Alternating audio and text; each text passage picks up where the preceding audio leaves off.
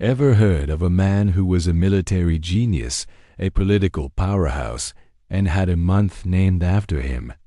Let's talk about Gaius Julius Caesar, one of history's most legendary figures.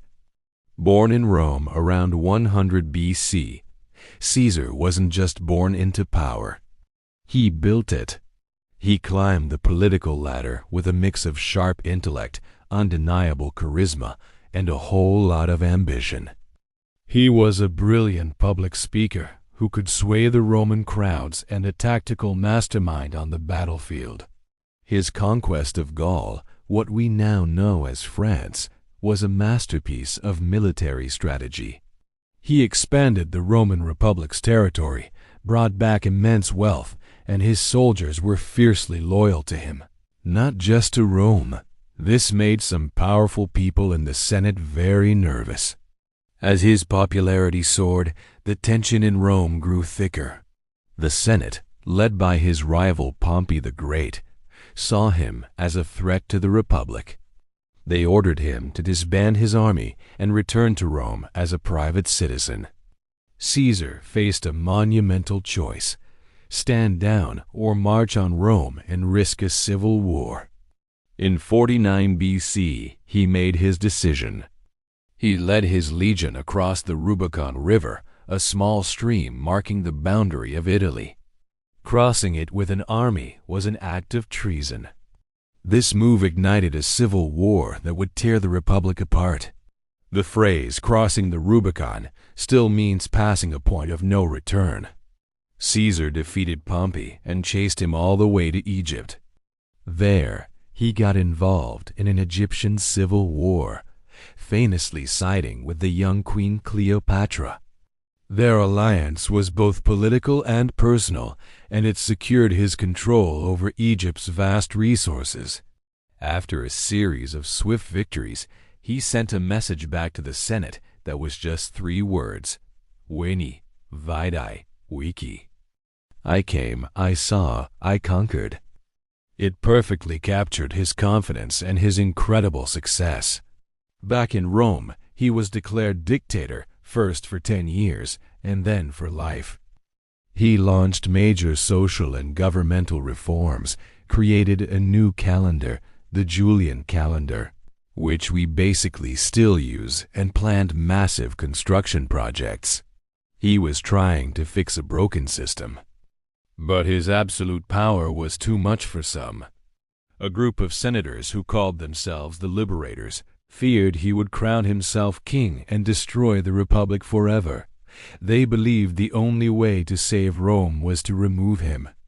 On the Ides of March, that's March 15th, 44 BC, they cornered him at a Senate meeting. According to legend, as his friend Marcus Brutus delivered one of the final blows, Caesar uttered his famous last words, "Et tu, Brute?" You too, Brutus.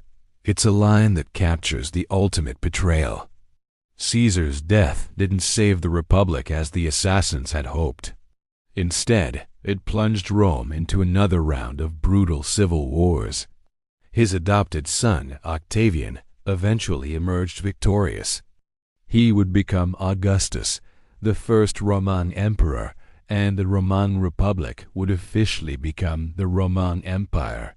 So, was Caesar a hero who tried to save Rome from its corrupt elite, or a tyrant who destroyed the Republic for his own glory? Historians still debate it today. But one thing is certain: his life, his ambition, and his dramatic end changed the course of Western history forever. His legacy is written in our laws, our languages, and even our calendars. A true giant of history. In the heart of the Republic, a fire was kindled. Civil war exploded, turning brother against brother and friend against foe. The very foundations of Rome trembled as it turned against itself. Yet, through the chaos and the bloodshed, one man seemed not just to survive, but to thrive. His name was Gaius Julius Caesar. And with every victory, He was proving something terrifying to his rivals. He wasn't just a brilliant general. He wasn't just lucky. He was inevitable. Battle after battle, he dismantled the armies of his opponents, his legions marching with an almost divine purpose. When the dust finally settled and the long, brutal war drew to its end, there was no one left standing to oppose him. Caesar stood alone, perched at the absolute pinnacle of Roman power. The common people adored him, seeing in him a champion who understood their struggles. But the old guard, the entrenched elite of the Senate, saw something else entirely. They saw a king in all but name. And in the Roman Republic, the word king was a death sentence. This is the hidden danger of absolute power. It does not just elevate you, it isolates you. The higher Caesar rose, the more detached he became from the very men who had once been his peers. The Senate, the institution he had fought to control, began to see him not as a leader, but as an existential threat to their traditions and their own influence. The air in the hallowed halls of Roman governance grew thick with suspicion. Quiet whispers in shadowy corners soon turned into clandestine meetings. And those meetings eventually hardened into a deadly plan. A conspiracy began to form, not of foreign enemies or disgruntled soldiers, but of insiders. It was a coalition of men who greeted Caesar with smiles and honors by day, while secretly plotting his demise by night. These were senators, magistrates, and trusted allies. Men who owed their careers, and in some cases their lives, to his clemency. And among them, a name destined to echo through the corridors of history forever, Marcus Junius Brutus. He was a man Caesar had pardoned, promoted, and reportedly loved like a son. His involvement gave the conspiracy a veneer of noble purpose. Here is the truth that is so often ignored in the grand telling of this tragedy. Caesar saw the danger. He was a master of reading men, of sensing political currents. He knew the tension that crackled in the air whenever he entered the Senate House. He felt the shift in allegiance, the cold stares that replaced warm greetings. He was not blind to the resentment that festered beneath the surface of his absolute authority. But he made one profound, one fatal mistake. After years of defying the odds, of surviving countless battles and political schemes, he started to believe in his own myth. He believed he was untouchable.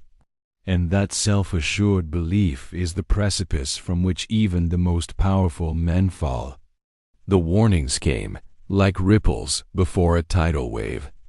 His wife, Calpurnia, was plagued by nightmares, visions of his murder so vivid that she begged him not to go to the Senate that day. A soothsayer had famously warned him to beware the Ides of March. Reports of ill omens were whispered throughout the city. The universe itself seemed to be screaming a warning. "Do not go," the signs pleaded. "Something is wrong."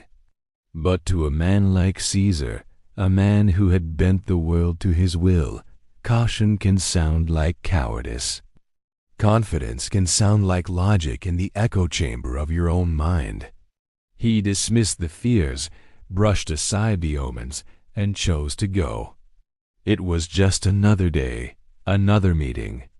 He would face his critics, as he always had, with charisma and unshakable resolve.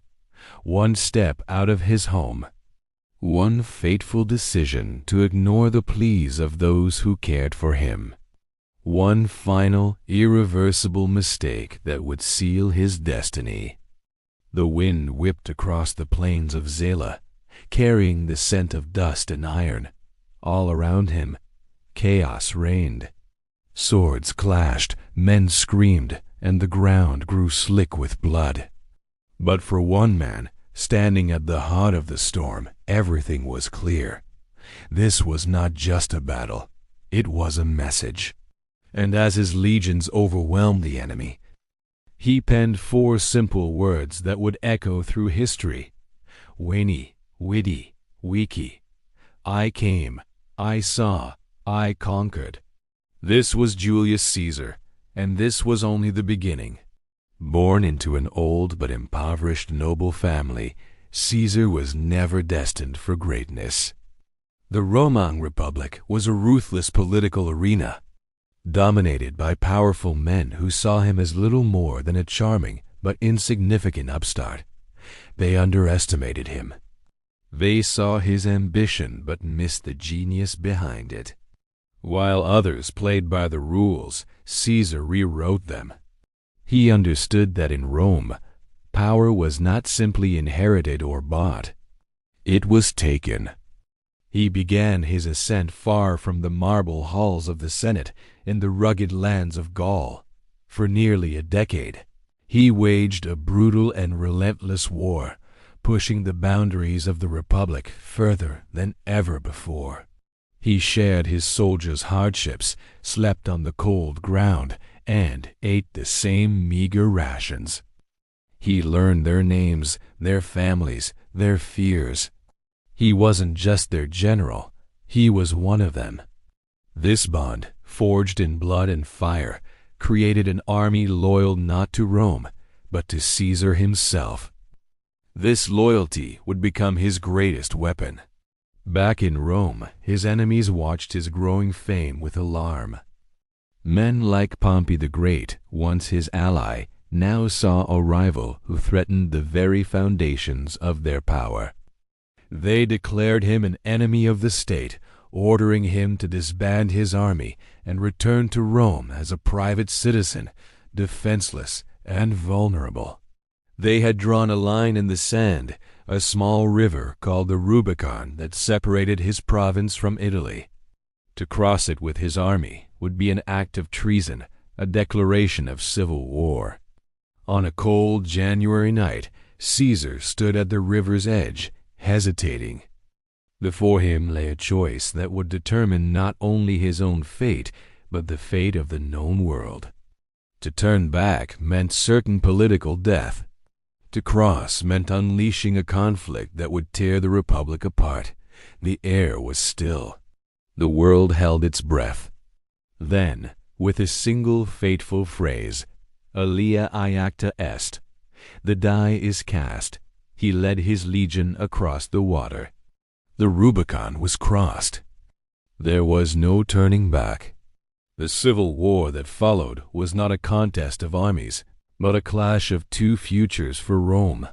On one side stood the old Republic, a system of checks and balances that had fallen into corruption and gridlock. On the other stood Caesar, a man who promised stability and order, but at the cost of absolute power. The people of Rome, tired of the endless political infighting and economic hardship, welcomed him as a savior. The Senate saw a tyrant. Caesar emerged victorious, the undisputed master of Rome. He was made dictator for life, a title that placed him above all laws and institutions. He initiated sweeping reforms, creating a new calendar, reorganizing the government, and planning grand public works. He was brilliant, efficient, and beloved by the masses. But with every new honor he accepted, every statue raised in his name, the suspicion among the old guard grew. They whispered that he wanted to be more than a dictator, he wanted to be a king. This is not a story about a man's ambition. It is a story about fear. The fear of change, the fear of losing control, and the fear that one man's greatness could mean the end of a 1,000-year-old tradition. The conspirators who gathered in the shadows believed they were saving the Republic. They saw themselves as patriots, as liberators striking a blow for freedom. But they failed to see that the Republic they loved was already dead. Its spirit had been hollowed out by greed and civil strife long before Caesar ever crossed the Rubicon. He was not the disease, he was the symptom. And killing the man would not cure the illness. It would only unleash a fever from which Rome would never recover, paving the way for the very thing they feared most, an empire ruled by an emperor. We explore these pivotal moments because they reveal the hidden currents that shape our world. If you find value in uncovering these stories, subscribe to our channel for more journeys into the past.